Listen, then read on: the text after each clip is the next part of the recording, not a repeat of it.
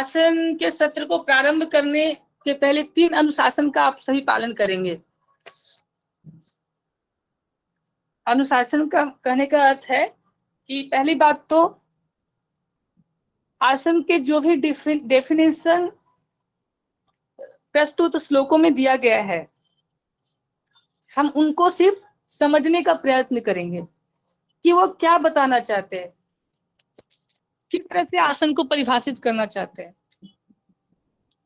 यह पहला अनुशासन है। इसके लिए आप अब आपको लगेगा कि नहीं, हठ प्रतिपिका में जिस प्रकार से आसन का वर्णन किया गया है ऐसा तो हम लोग प्रैक्टिकली करते नहीं है।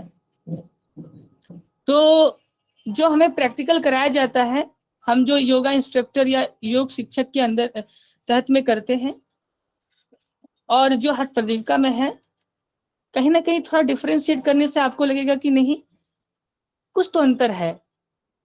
तो हठ प्रतिपिका में हम जो पढ़ेंगे वो सिर्फ ज्ञान के लिए पढ़ेंगे, और जो हमारे डिपार्टमेंट से जो हम योग सीखते आ रहे हैं वो हमें अपने स्वास्थ्य के लिए पढ़ेंगे।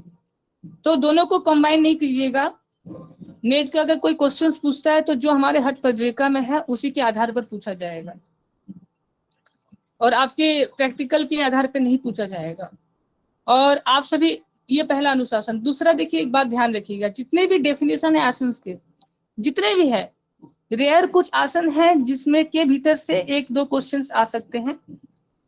उस आसन के क्षेत्र में मैं आप सभी को बता दूंगा कि हाँ, यह आसन बहुत इंपॉर्टेंट है, यहाँ से क्वेश्चंस आने की संभावना ज्यादा है, मैं आप सभी को सजेस्ट कर दूंगा।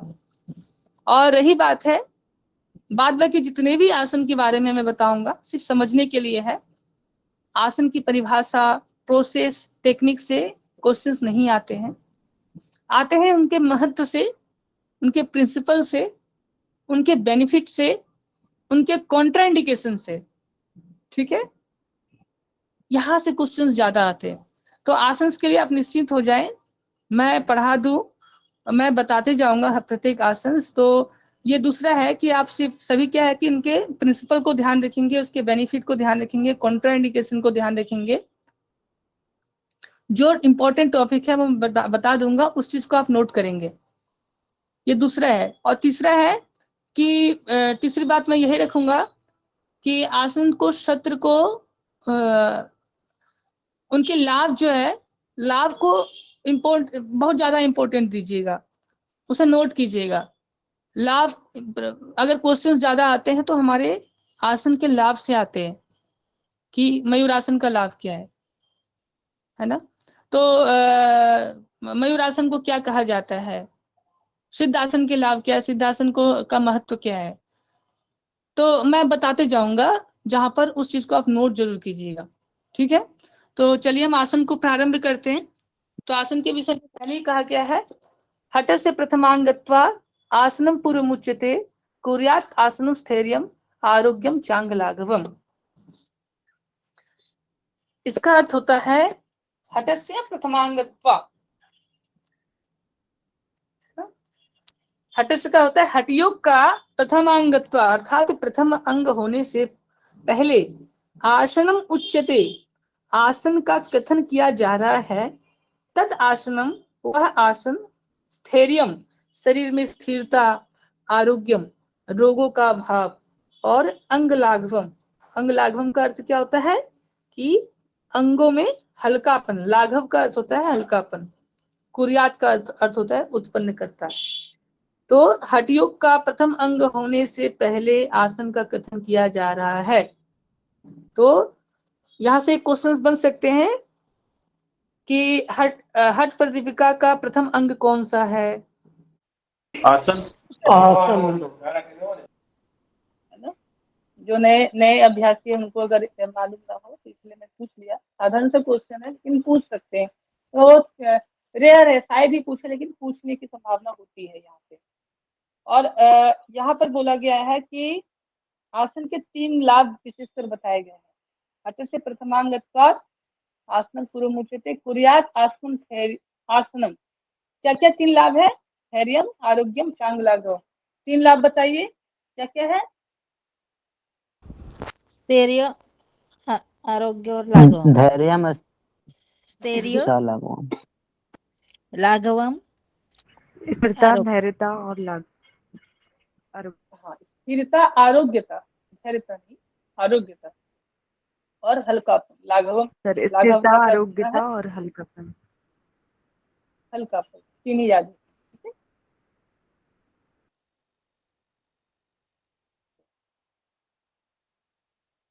दूसरा श्लोक है 20वां नंबर श्लोक। वसिष्ठादेश्च मुनिभिः मत्स्येन्द्रादेश्च योगिभिः अंगकृत्यान्यासनानि कथ्यन्ते कानिचिन्मया। अर्थात वशिष्ठ आदि मुनि भी अर्थात होता है वशिष्ठ आदि मुनियों द्वारा और मत्स्येन्द्र आदि योगी भी और मत्स्येन्द्र आदि योगियों द्वारा अंग कृत्यानि स्वीकार किए गए कुछ आसनों का ने कानिचित आसन।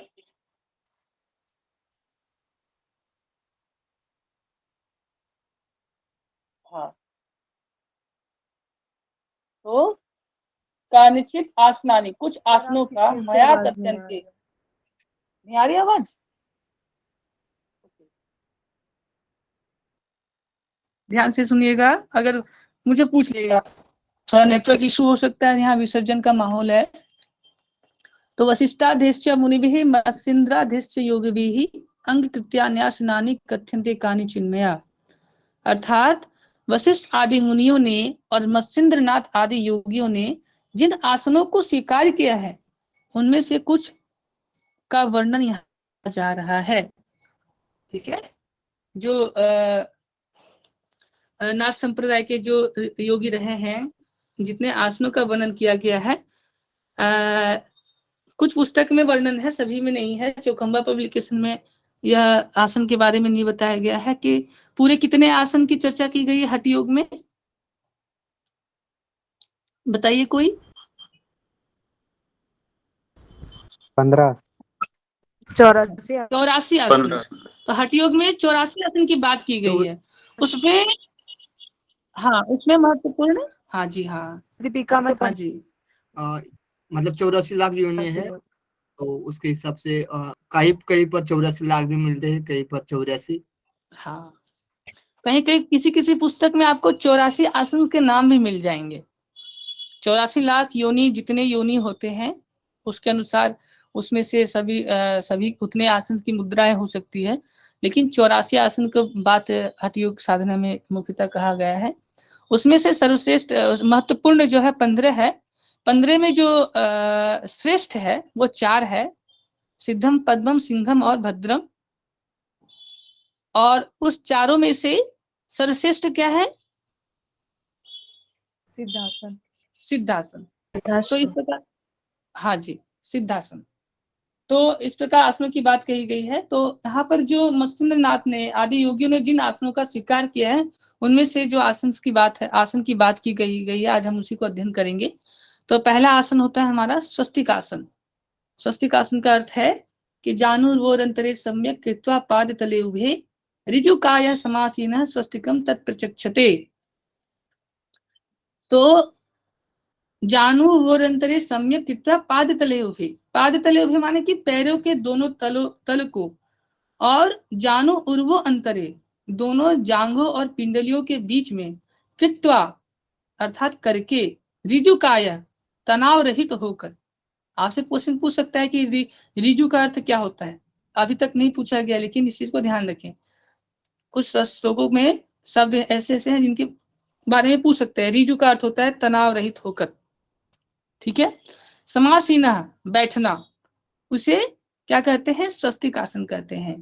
भावार्थ समझिए, भावार्थ है दोनों जांघों और पिंडलियों के बीच दोनों पैर के तलवे को करके तनाव रहित होकर सीधे बैठने को क्या कहते हैं? स्वस्तिक आसन कहते हैं।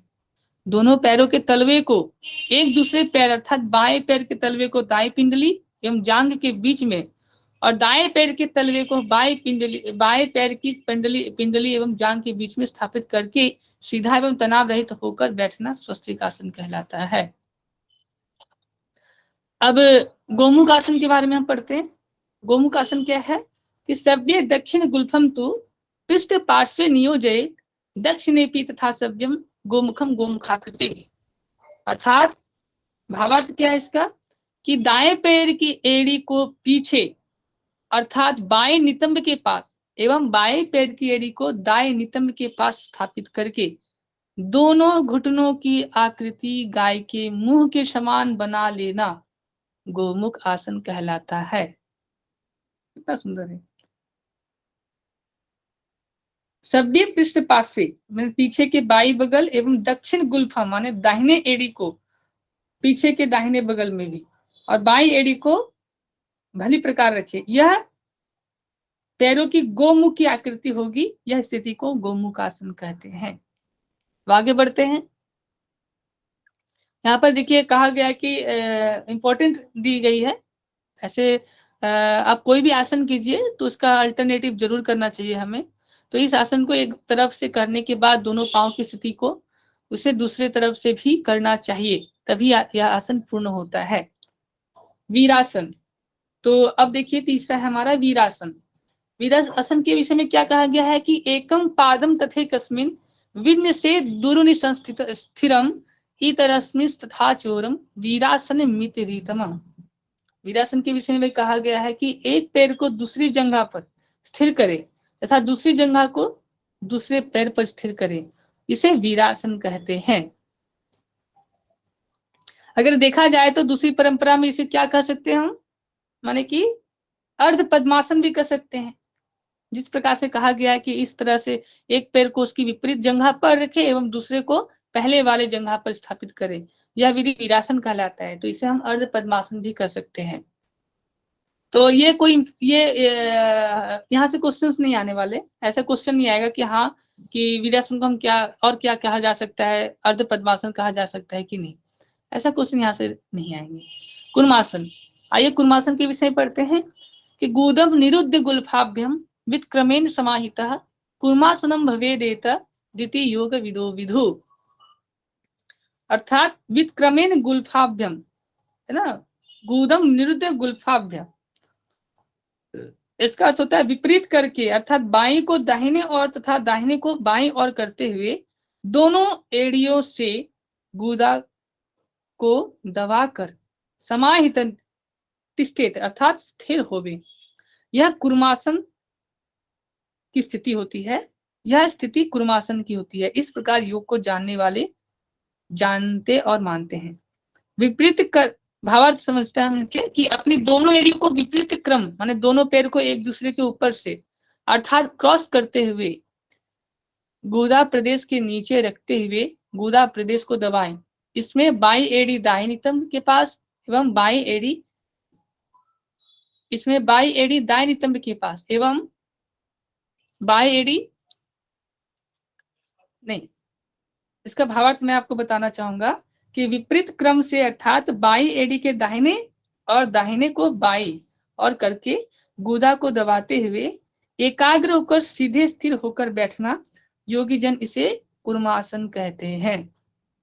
ठीक है, मैं ये पूरा डेफिनेशन हो जाए तो मैं आपको सभी को आसन के जो फोटो है वो भी मैं दिखा दूंगा और ग्रुप में शेयर भी कर दूंगा कि हाँ किस आसन को क्या कहा गया। मैं ग्रुप में पीडीएफ शेयर कर दूंगा, इसका पीडीएफ बना करके मैं ग्रुप में शेयर कर दूंगा। आज 15 आसन का जो पीडीएफ है वो मैं बनाकर ग्रुप में शेयर कर दूंगा। आपसे डेफिनेशन को समझने का कोशिश कीजिए, बस साधारण से नॉर्मली लीजिए। ठीक है, इसके जो डेफिनेशन है, हाँ जी पूछिए। मतलब आपने एक आसन का कुछ मतलब श्लोक बताने के बाद आसन को दिखाएंगे ना तो थोड़ा सा और क्लियर होता जाएगा हमारे लिए, क्या ऐसा लगता है? अच्छा तो फिर मैं क्या अभी दिखाऊं आप सभी को? उसके बाद कनेक्ट नहीं होगा ना, मतलब एक आप पढ़ाने के बाद फिर फोटो दिखाओगे कि इस तरह से तो थोड़ा सा कनेक्ट हो जाता है। फिर से कुर्मासन को जानते हैं। गोदम निरुद्ध गुल्फाभ्यम विक्रमेण समाहिता कुर्मासनम भवेदेत द्वितीय योग विदो विधु। अर्थात अपनी दोनों एड़ियों को विपरीत क्रम में गुदा प्रवेश के नीचे रखते हुए गुदा प्रदेश को दबाएं। इसमें बाई एड़ी दाएं नितंब के पास एवं बाई एड़ी दाएं नितंब के पास स्थिर होगी। योग के विद्वान इस आसन को कुर्मासन कहते हैं। क्या कहते हैं? कुर्मासन कहते हैं। अब इसके बाद की आसन क्या है? देखिए उसके बाद की कुर्मासन के बाद है कुक्कुटासन।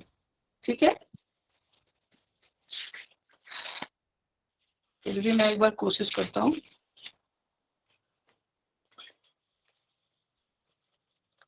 तो कुक्कुटासन के विषय में कहा गया है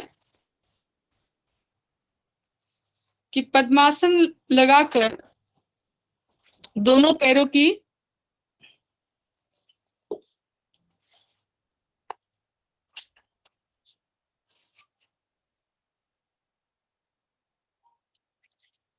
पद्मासनम तु संस्थाप्य जानुरोरंतरे करो निवेश भूमि संस्थाप्य व्योमस्थम कुक्कुटासनम।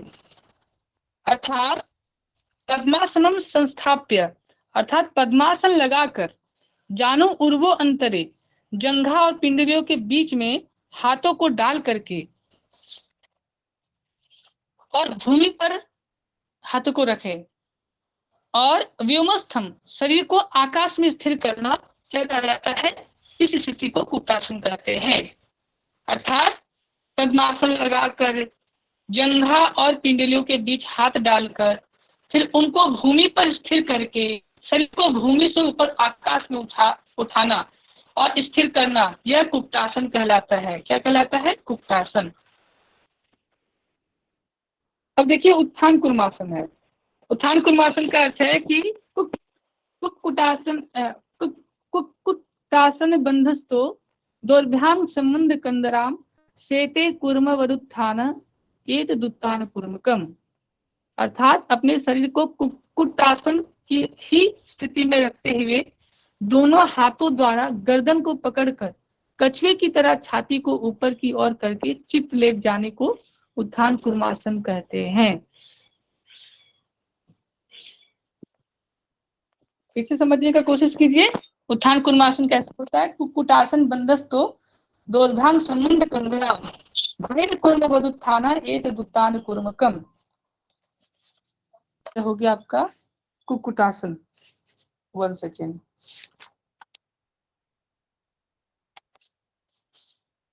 पद्मासनम तो संस्थाप्यम जानुर्वोरंतरे करो निवेश भूमि संस्थाप्य व्योमस्थम कुक्कुटासनम। अर्थात पद्मासन लगाकर और जंघा और पिंडलियों के बीच से क्या करना है, हाथों को डाल करके। देखिए जंघा और माने कि कब और जंघा के बीच से हाथ डाला है, भूमि पर रख करके शरीर को आकाश में स्थिर करना, यह स्थिति कुक्कुटासन कहलाता है।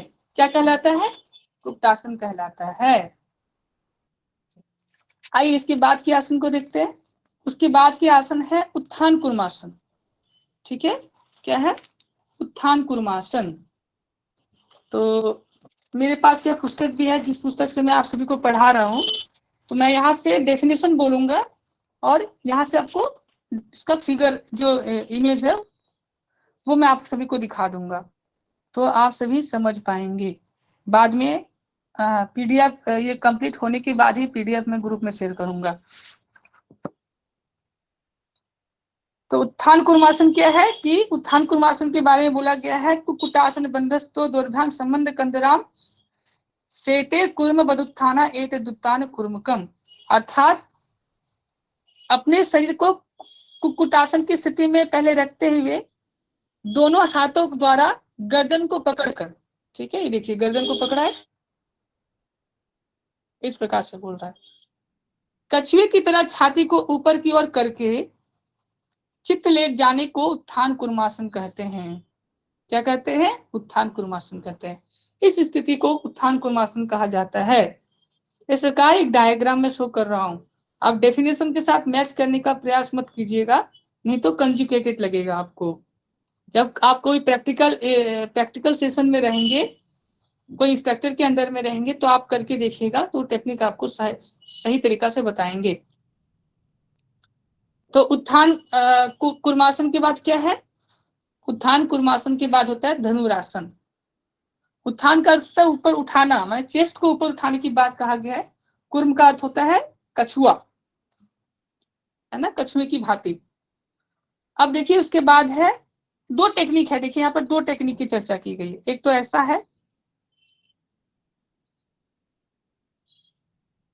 दिख रहा है आपको? रेस्पॉन्स दीजिएगा। दिखाई दे रही है? जी सर, जी सर, जी सर।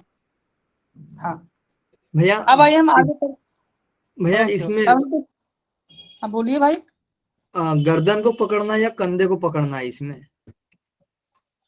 देखिए, गर्दन को पकड़ना, अब यही बात है कि भावार्थ को हम अगर देखें तो क्या है कि गर्दन की पकड़ने की बात कही गई तो हम वही समझेंगे। प्रैक्टिकल जब करेंगे इसमें आपको श्लोक कंधे पकड़ना है। श्लोक श्लोक में कंधे की बात हो रही तो उससे क्या समझे हम, ये पूछा। देखिए, मैं फिर से इसे कहना चाहूंगा कि उत्थान कुर्मासन के विषय में कि वेट अ सेकेंड, कंधराम का अर्थ होता है कि गर्दन को ही, कंधराम जो शब्द का प्रयोग किया गया है तो इसको हम गर्दन ही समझेंगे। ठीक है, कंधराम जो है ना वो गर्दन के लिए किया गया है, कंधे के लिए नहीं किया गया है। ठीक है, ओके भैया। तो इसे गर्दन समझे। आप देखिए दूसरा टेक्निक देख रहे हैं पुंडलिक जी? हाँ जी भैया, दूसरा हाँ। टेक्निक में कहाँ पकड़ा है? कंधे को, गर्दन को पकड़ा है, ये और पहला वो तो टेक्निक में कंधे वो को पकड़ा वो है। वो तो बुक के हिसाब से हुआ ना भैया। हम बस उसमें श्लोक में जो कंधा दिया था ना, उसलिए हम पूछिए कि गर्दन को बोला गया है या कंधे को बोला गया है। दूसरे में तो अच्छा, कंधे कंधा। के, दूसरे में जो हाँ उत्तान मतलब पूरी जो अवस्था होती है ना, उत्तान हाँ जी, लेटना हाँ है ना, हाँ शयन स्थिति में कच्छे के समान, तो हाँ। उसमें तो वो कंधे को पकड़ा है। जैसे दिखाओ एक बार मुझे भैया, उसमें तो कंधे को पकड़ा है ना। यहाँ पर जो बोल रहे हैं पहले वाली। हाँ, हाँ, यहाँ पर तो कंधे को पकड़ा है ना, मतलब ये पूरी तरह से पोज हो गई ना उसकी। हाँ, अच्छा, तो ये जो इसमें तो ये कंधे को क्या पकड़ा है। पोज में गलत है? क्या हम इस पोज को हाँ, गलत ये तो मानेंगे? पहली पोज, ये तो पहली पोज हो गई ना, ये तो पहली हो गई। ये दूसरी पोज उसके है भाई बाद जी। उसको उत्तान, नहीं, उसको लेटना है ना, लेट कर ही पूरा होता है ना फिर, तो ये तो पहली हो गई। देखिए, अब आसन जो है ना पुल्लिक जी, जब आपको जब उत्थान कुर्मासन करने को कहा जाए, ठीक है, तो आप लेट के करें तो भी ठीक है। जैसे मकर आसन होता है, मकर आसन की क्या होती है कि 4 स्थितियां होती है। एक तो क्या हम हाफ पैर को फोल्ड करके करते हैं, मकर आसन किए होंगे आप भी। जी। दूसरे में क्या होता है कि हम हाफ माने कि फोल्ड करते हैं पैरों को और बीच में गैप बनाते हैं, फिर इसको हम डाउनवर्ड्स करते हैं। दूसरा पोस्चर हो गया। तीसरा पोस्चर में क्या होता है कि हम पैर को सीधा रखते हैं और अपने पैरों के एड़ी माने जो हमारा टो है, टो को हम हाथों से टच करते हैं। ये तीसरा पोस्चर हो गया। तो इस प्रकार से 3 पोस्चर हैं। तो अकॉर्डिंग टू जो सूत्र है, अकॉर्डिंग में श्लोक है, श्लोक में क्या कहा जा रहा है कि कुक्कुटासन बंधस्तु, अर्थात कुक्कुटासन बंधस्त, अर्थात कुक्कुटासन की भांति शरीर को बांधकर दोर्भ्याम का अर्थ होता है कि दोनों हाथों से, कंधराम का अर्थ होता है गर्दन को, ठीक है, या संबंध, गर्दन गर्दन के अंकों को मान लीजिए या कंधे को मान लीजिए। आपको यहाँ से क्वेश्चंस नहीं पूछा जाएंगे, कॉन्जुगेटेड वाली बात है, ये चर्चा पहले भी हुई है। तो गर्दन को पकड़ करके कुर्मवत, कछुए की भांति उत्थान, अर्थात वक्ष को ऊपर करके लेट जाएं। ठीक है, यह स्थिति उत्थान कुर्मासन कहते हैं। तो जब लेट करके कर रहा है तो क्या कंधे को पकड़ा है, जब बैठ करके कर रहा है तो गर्दन को पकड़ा है। तो यहाँ पर जो कंधराम जो शब्द का प्रयोग किया गया है वो गर्दन के लिए किया गया है। अगर पर्यावाचिक भी देखा जाए, अगर कंधे भी कहा जाए तो कोई दिक्कत नहीं होता। कंधराम क्या हो सकता है कि कंधे के आस पास वाली अंग, तो कंधे के पास वाले अंग क्या है? हमारा गर्दन ही है, ठीक है, हमारा गला है। तो इसके लिए आप ज्यादा कंफ्यूज मत होइए, एकदम साधारण से समझिए इसको। गर्दन यहाँ से क्वेश्चंस पूछने वाली नहीं है, जी जी गर्दन जी ही भैया मानिए। जी, बस मुझे यही पूछना था कि कंधरम का मतलब उसमें कंधे को या गर्दन को पकड़ने की बात कही गई, बस यही पूछना था मुझे हाँ भैया, बाकी कुछ नहीं। ठीक है। बस गर्दन भी अगर दे, अगर पूछ दे कि कंधराम का अर्थ क्या है, ऑप्शन रहे गर्दन और कंधा, दोनों रहे तो आप गर्दन को ही सिलेक्ट कीजिएगा, ठीक है, क्योंकि रेफरेंस में जो है कि गर्दन की बात कही गई है भावार्थ के अर्थ के अनुसार। ओके, ओके भैया, ओके। जो रेफरेंस बोलना चाह रहा है, जो करके दिखा रहा है, आप इसमें फिर से डिफाइन, माने मत कीजिए, मैं पहले अनुशासन को बताया कि आप टेक्निक्स और डेफिनेशन पे मत जाइए, दोनों डिफरेंट ही लगेंगे आपको। ओके, डेफिनेशन कुछ बोलना चाहता है, टेक्निक कुछ और है, तो आप कंफ्यूज मत होइए। चलिए आगे हम पढ़ते हैं धनुरासन के बारे में। पादांगुष्ठो तो पाणिभ्याम गृहीत्वा श्रवणावधि धनुराकर्षणम कुर्यात् धनुरासन मुच्यते। तो इसका अर्थ होता है पाद अंगुष्ठो, दोनों पैर के अंगूठे को पाणिभ्याम दोनों हाथों से, पानी माने हाथ होता है, गृहीत्वा पकड़ करके, धनु इव का अर्थ होता है धनुष के भांति, ठीक है, धनु इव, कुर्यात् धनुरासन मुच्यते, है ना। पादांगुष्ठो तो पाणिभ्याम गृहीत्वा श्रवणावधि धनुराकर्षणम कुर्यात् धनुरासन मुच्यते। अर्थात क्या होता है, अर्थ कि पाद अंगुष्ठो दोनों पैर के अंगूठे को, और ऊपर वाली लाइन का एक बार और ट्रांसलेट कर दीजिए। पादांगुष्ठो तु पाणिभ्याम गृहीत्वा श्रवणावधि धनुराकर्षणम कुर्यात् धनुरासन मुच्यते। ठीक है, पादांगुष्ठो तु पाणिभ्याम गृहीत्वा श्रवणावधि धनुराकर्षणम कुर्यात् धनुरासन मुच्यते। अर्थात दोनों पैरों के अंगूठे को पकड़ करके धनुष की भांति कान की ओर खींचे, इसे धनुरासन कहते हैं। दोनों पैर के अंगूठे को दोनों हाथों से पकड़ करके धनुष की भांति कान तक खींचना, उसे क्या कहते हैं। यहाँ तो कान तक नहीं खींचा है, लेकिन डेफिनेशन में इस प्रकार से कहा गया है, तो टेक्निक में नहीं जाएंगे, हम डेफिनेशन पे जाएंगे। आपने सिर्फ बोले दिखाने के लिए तो मैं दिखा रहा। ठीक है, यहाँ पर देखिए 3 टेक्निक की बात की गई है। हम कोई भी टेक्निक को गलत नहीं बोल सकते। अगर ये आसन कहेंगे तो हम इसे धनुरासन को हम पद्मासन नहीं कहेंगे, हम इसे भी धनुरासन ही कहेंगे, इसे भी धनुरासन ही कहेंगे, इसे भी धनुरासन ही कहेंगे। टेक्निक पे नहीं जाएंगे, हम डेफिनेशन पे जाएंगे। ठीक है, आइए मत्स्येंद्र आसन, उसके बाद क्या है, उसके बाद का आसन होता है मत्स्येंद्र आसन। ठीक है, मत्स्येंद्र आसन के बारे में क्या है कि बेटा सेकेंड, वामोरुमूलार्पित दक्ष पादम जानोर बहिवेष्टित वाम पादम और प्रगृहतिष्ठे परिवर्तितांग श्री मत्स्यनाथो दितमात सनमता। तो वामोरुमूलार्पित दक्ष पादम अर्थात वाम उरु अर्पित दक्ष पादम, दाहिने पैर को बाएं जांघ के मूल पर रखकर और जानो बही माने घुटने को बाहिर से, बाएं पैर को हाथ से लपेट कर पकड़ कर करके पूरी तरह से शरीर को घुमाकर स्थित होवे, यह श्री मत्स्येंद्र आसन द्वारा बताया हुआ आसन है। दिख रहा है आपको। यहाँ टेक्निक नहीं देखिए, यहाँ पर बस ये सिर्फ टेक्निक नहीं देखना, डेफिनेशन को भी समझना है कि बाईं जंघा के मूल पर दाहिने पैर को रखे, बाईं जंघा के मूल पर दाहिने पैर को रखे। ठीक है, और बाएं पैर को दाहिने पैर के घुटने, हाँ यह अर्ध है जी। हाँ वो रहने दीजिए, आप डेफिनेशन को समझिए। तो बाएं जंघा के मूल पर दाहिने पैर को रखे, हाँ जी जी, हाँ।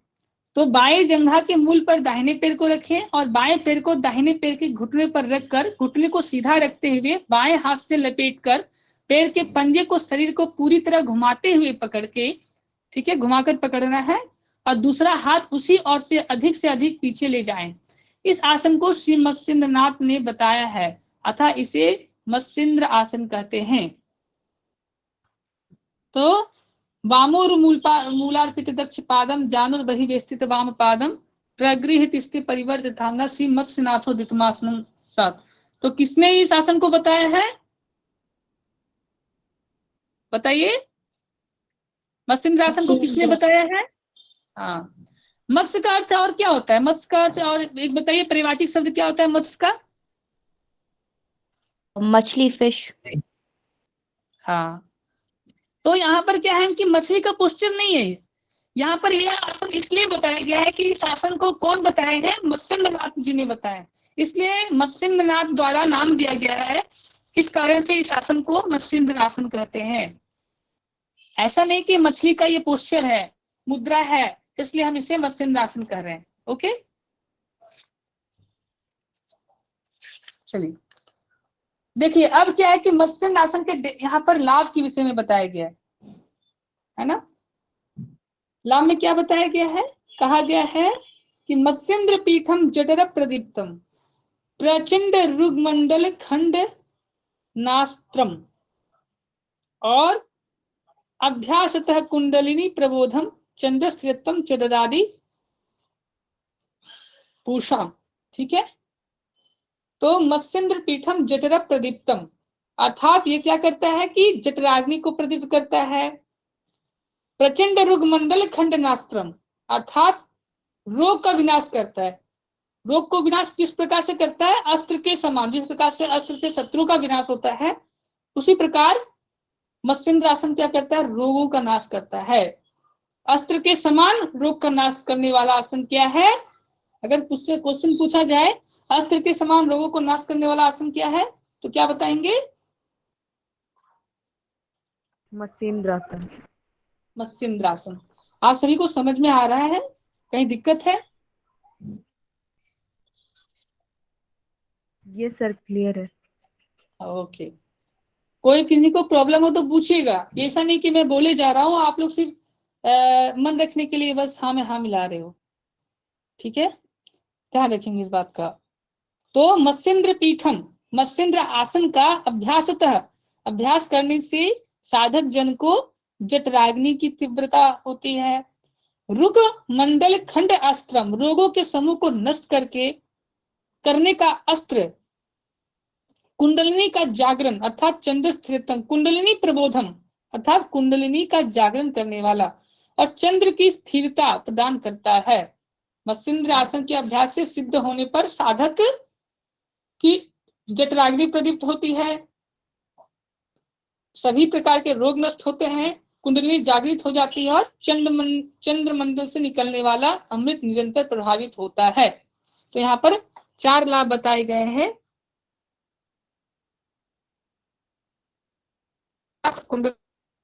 चंद्रमंडल के रस की सुरक्षा। तो आज का सत्र चंद्रमंडल को समझा दीजिए। चंद्रमंडल क्यों प्रयोग किया गया यहाँ पर बता रहा हूँ, एक सेकंड के।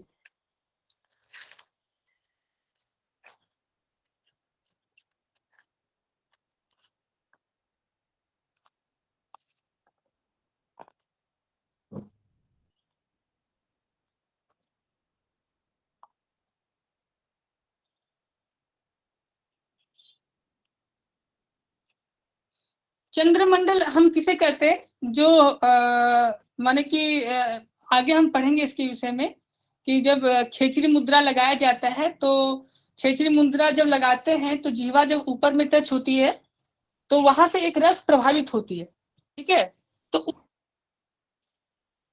उस स्थान को जो है चंद्रमंडल कहा गया। चंद्रमंडल से माने की बात को कहा गया है कि वहां से जो रस निकलती है, जो सोमरस निकलता है, उससे क्या होता है कि हाँ जी जी, तो वो जो रस है उसी रस के विषय में कहा गया। जब खेचरी मुद्रा कोई लगाते हैं और जब हम जिह्वा को मोड़ते हैं और वहां से जो रस टपकती है, उसी को चंद्रमंडल से शब्द का प्रयोग किया गया। चंद्रमंडल से निकलने वाला रस भी लगातार प्रभावित होते हुए शरीर में ही स्थित रहता है, अर्थात वो नष्ट नहीं होता। तो जब क्या अगर चंद्रमंडल का रस निकल रहा है, अगर कोई व्यक्ति मुद्रा नहीं लगाते, वो क्या जठराग्नि में जाता है और वहां जाते ही भस्म हो जाता है। तो वो भस्म हो जाने से क्या होता है कि आपको अमृत की प्राप्ति नहीं होती, अर्थात क्या है कि आप में वो योग ऊर्जा उत्पन्न नहीं होता। तो उसको भस्म ना हो, चंद्रमंडल स्थिर रहे, स्थिरता के लिए मत्स्येंद्रासन का अभ्यास का एक लाभ बताया गया है। तो टाइम हो गया है, चलिए अब मैं ज्यादा समय नहीं लूंगा। आज हम पश्चिम आसन और मयूर आसन के परिभाषा को समझेंगे। कल इनके ये डेफिनेशन को भी लाभ के बारे में पढ़ेंगे। तो पश्चिम उत्तानासन के मैं 1-2 मिनट लूंगा। चलिए, तो यहाँ पर पश्चिम उत्तानासन के विषय में कहा गया है। आप सभी को ठीक से नहीं दिख रहा होगा। प्रासार्य पादो भूमिदंड रूपो दोर्भ्यांग पदाग्र द्वितीयं गृहीत्वा जानु परिनिष्ट ललाट देशे वसेदिदं पश्चिमतान माहु। अर्थात प्रासार्य पादो भूमिदंड रूपो, अर्थात अपने दोनों पैरों को भूमि पर सामने की और डंडे के समान फैलाकर, ठीक है, देखो डंडे के समान फैलाया हुआ है, और पंजे को पकड़े, इसके बाद अपने माथे को घुटनों से आगे लेकर जाएं और वहीं पर स्थिर रहे करें।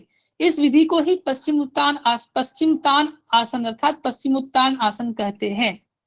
ठीक है, एक बात मैं कहना चाहूंगा इसके विषय में कि बहुत सारे योग शिक्षकों का मानना है कि हमारा माथा घुटनों के ऊपर लगना चाहिए, लेकिन यह बात पूरी तरह से अवैज्ञानिक है, क्योंकि यदि हम अपने माथे को घुटनों से लगाने का प्रयास करेंगे तो हमारी कमर का ऊपरी हिस्सा ऊपर ही और उठा रह जाएगा।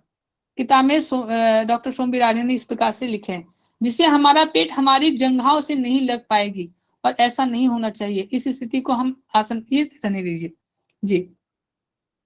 तो इति पश्चिमोत्तान आसनम, कल इसके लाभ के बारे में जानेंगे, पश्चिम आसन के लाभ के बारे में। पोस्टर आप लोग देख ही लिए हैं। मयूरासन की विधि को देखते हैं कि धराम वष्टभ्यम करद्वेन, आइए मयूरासन की स्थिति को देख लेते हैं।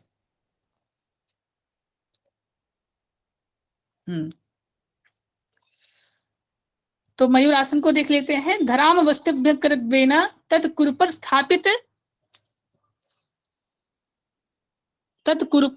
स्थापित नाभि पार्श्वः उच्चासनो दंडवदुत्थितः खे मायूरमेतत् प्रवदन्ति पीठम। अर्थात दोनों हाथों की हथेलियों को जमीन पर इस प्रकार रखे कि अंगुलियां पैरों की तरह रहे। अब अपनी नाभि की दोनों तरफ अपनी कोहनियों को स्थित करके, ठीक है, नाभि की दोनों तरफ कोहनियों को स्थित करके शरीर को आगे एवं पीछे दोनों की तरफ से डंडे के समान सीधा करते हुए ऊपर की ओर उठाए। ठीक है, नाभि को दोनों अपनी कोहनियों को स्थिर करके शरीर को आगे एवं पीछे दोनों की तरफ डंडे के समान सीधा करते हुए ऊपर की ओर उठाएं।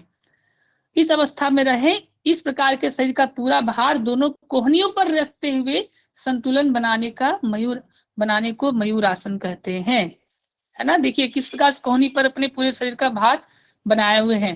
तो इस स्थिति को क्या कहते हैं? मयूरासन कहते हैं। तो कल हम आगे बढ़ेंगे, शवासन के बारे में कल जानेंगे और सिद्धासन को जानेंगे। तो दो मुख्य आसन है, भद्रासन है। कल हम जो है श्वासन से पढ़ेंगे। आज के लिए हम इतना ही रहने दें। जी सर। ठीक है, कल हम चाहेंगे इस चीज को फिर से अच्छा से मैं क्लियर कर दूं आप सभी को। कहीं अगर दिक्कत हो तो कल हम बढ़िया से फिर से हम देख लेंगे हल्का सा। और आप सभी से मैं बार बार कहता हूँ, डेफिनेशन पोस्चर में मत जाइए। जो परिभाषा कह रहा है, जो वर्ड कहना चाहता है, आप उसे समझने का कोशिश कीजिए। अगर हम कंधराम का अर्थ यहाँ पर गर्दन बताया है, ठीक है। अगर यहाँ पर क्या कहते हैं, जिस तरह से हम उस दिन हम चर्चा कर रहे थे ना, याम्य का अर्थ यहाँ पर दाएं बताया है, लेकिन बाएं बताया है एक जगह पर, और याम्य का अर्थ दाहिने बताया है। तो यहाँ पर बाएं अगर बोला गया है तो ऐसी क्वेश्चन कभी आ नहीं सकती है। और ये तो चर्चा वाली बात तो हो ही जाएगी कि जब याम्य का अर्थ हम दाहिना जानते हैं तो याम्य का अर्थ हम बायां क्यों जानेंगे। जब हम कंधराम को कंध का अर्थ हम कंधा जानते हैं तो कंधराम का अर्थ हम गर्दन क्यों जानेंगे। तो ये एनाटॉमी का क्लास तो चल नहीं रहा है। एनाटॉमी का क्लास चल रहा है क्या? ये बताइए। तो एनाटॉमी का क्लास तो नहीं चल रहा, तो हम इस चीज को इतना हम नहीं चाहेंगे कि स्केलेटल सिस्टम का यहाँ चर्चा हो रही है। यहाँ कौन सा बोन, हाँ जी भैया, हमने सिर्फ उसको पूछा था, मतलब कंधे के लिए बोला गया या गर्दन के लिए बोला गया, क्योंकि वो पता नहीं रहेगा तो फिर क्या करें हम। नहीं कुंडली जी, मैं आपको पर्सनली बोल रहा, मैं कहना चाह रहा हूँ, सभी को समझा रहा हूँ। एक्चुअली क्या होता है, बेसिकली हम एग्जाम जो एग्जाम गर्दन की पे दृष्टि उसको देखिए, ग्रीवा बोल देते हैं। एग्जाम की दृष्टि से तो हम पढ़ रहे हैं, लेकिन फिर भी नॉलेज भी होना चाहिए ना, मतलब कंसेप्ट क्लियर रहेगा तो फिर वो चीज याद रहेगी। हाँ बढ़िया बेसिकली बात है। भैया क्योंकि ना गर्दन जो होती है उसको ग्रीवा बोल देते हैं बहुत हाँ सारी जी हाँ जगह पे, और कंधा जो आप भैया ने बोला ना उसको कंधा ही वे में लेते हैं, इस वजह से ये कंफ्यूजन आ गया था। ओके। मैं एक्चुअली कोई अगर नए अभ्यासी हो, जैसे कि मैं सभी को नहीं जानता, मुझे नहीं पता कि कुंडली जी के सिवा, प्रियंका जी के सिवा और कोई है, ब्रह्मा जी के सिवा, सर के सिवा, मेरे सिवा, और शायद ही कोई, जैसे कि अनिमिका जी के बारे में उतना मुझे नहीं पता, तो क्या शायद वो नए अभ्यासी हो, या जिन्होंने जो पहली बार पढ़ रहे, तो मैं उनको सजेस्ट कर रहा हूँ। हम तो जानते हैं कि हाँ इस चीज को कैसे लेना है, हम सीखने के लिए जा रहे हैं, हमने इस चीज को पढ़ा है, आगे भी इस चीज पे हमने बहुत कुछ क्वेश्चंस क्रिएट किए कि हाँ ऐसा क्यों हुआ, ऐसा क्यों होना चाहिए। तो जो नए अभ्यासी मैं उनको ये सजेस्ट कर रहा हूँ, सभी इस बात को ध्यान रखें कि शब्द का अर्थ जिस प्रकार से हठ प्रदीपिका में कहा गया है, बहुत सारे मिसकंसेप्शन है, बहुत सारे हैं, एक नहीं अनेक है। तो हम वैसा चर्चा पे हम नहीं जाएंगे, मैं सभी को कर रहा हूँ, कुंडली जी का कहना एकदम न्याय संगत है कि हाँ हमें इस चीज को समझना चाहिए। हाँ जिस प्रकार से श्लोक में बताया गया है, क्या वास्तव में ऐसा है? तो वास्तव में ऐसा नहीं है, ऐसा तो हो ही नहीं सकता। कंधराम बोला गया तो हम कंधे को पकड़े, गर्दन को क्यों पकड़े? जब हम अभ्यास करेंगे तो उस चीज को हम अच्छा से समझेंगे, और जब हम पढ़ेंगे, अध्ययन करेंगे, तो अटपटा सा क्वेश्चंस नहीं आएंगे, हम सिर्फ डिफाइन को समझ लेंगे कि हाँ रेफरेंस क्या बता रहा है, अकॉर्डिंग टू नेट हमें क्या जानना है, उस चीज को भी हम समझेंगे। तो जो नए अभ्यासी है वो भी समझ रहे हैं ना? कोई है नहीं? अच्छा जी।